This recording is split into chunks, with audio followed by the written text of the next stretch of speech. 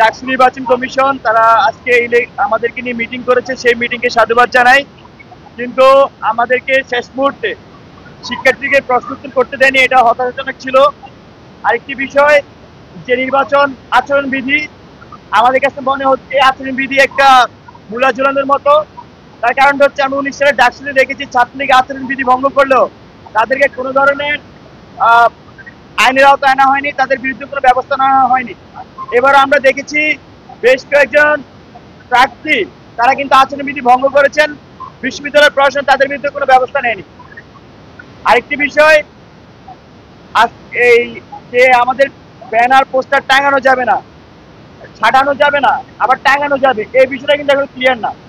আমরা গতকালকে রাতে বিশ্ববিদ্যালয় প্রশাসনের সাথে কথা বলেছি, নির্বাচন কমিশনের সাথে কথা বলেছি। আমরা বলেছি স্যার, সেখানে লেখা আছে যে ছাড়ানো যাবে না, আবার কোথাও কোথাও লেখা আছে যে একজনেরটার উপর আরেকজনে যাতে না লাগায়, একজনের পোস্টার আরেকজন না ছিঁড়ে। তো যেহেতু ছাড়ানো যাবে না, টাঙানো যাবে না, তাহলে ছিঁড়বে কিভাবে? তো এরকম কিছু অস্পষ্ট অবস্থান আছে। আমরা চাই বিশ্ববিদ্যালয় প্রশাসন, নির্বাচন কমিশন সে অস্পষ্ট অবস্থানগুলো ক্লিয়ার করুক। আর আসন্ন ডাকসু নির্বাচনকে ঘিরে এখন পর্যন্ত বোর্ডের মাঠে শিক্ষার্থীদের মধ্যে আমেজ, উদ্দীপনা, উচ্ছ্বাস আছে। আমরা শিক্ষার্থীদেরকে আশ্বস্ত করতে চাই, আপনারা 9 তারিখ পর্যন্ত এই সহাবস্থান পাবেন এবং আপনারা আপনাদের যোগ্য প্রতিনিধিকে নির্বাচন করবেন।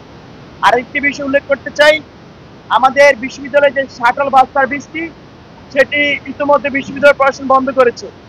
আমরা তাদেরকে অনুরোধ জানিয়েছি, আবারও আপনাদের মাধ্যমে অনুরোধ জানাই যাতে অতি দ্রুত সেই শাটল সার্ভিসটি চালু করে। বিশেষ করে নারীদের হল, সুফিয়া কামাল হল সহ বিভিন্ন হল থেকে সেই বাসের মাধ্যমে শিক্ষার্থীরা কিন্তু সেবা পান, তো সেই জিনিসটা যাতে নিশ্চিত করে।